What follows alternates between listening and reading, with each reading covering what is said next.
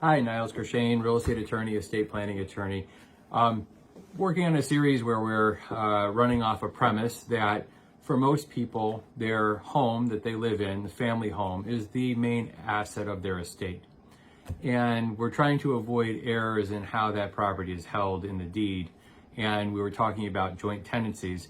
Well, one issue that came up in our discussion about joint tenancies is we had a married couple where they discovered, hey, second spouse is not on the deed at all. So during the purchase transaction, it came about that it would be more beneficial, faster to qualify one of the spouses who had the best credit for the loan, and the other spouse, instead of being treated as what they call a non-borrowing spouse, they were left off the application completely. And so the paperwork came over requiring the deed just go into the one spouse who applied for the loan. So hopefully that makes some sense.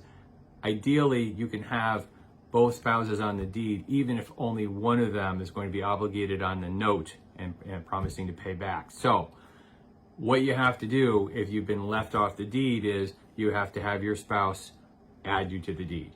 So it's really important that if you did a closing and you were left off the closing documentation altogether, you may have also been left off the deed. You've got to check that deed.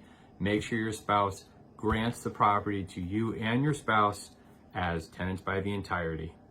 That's how you avoid the second biggest mistake.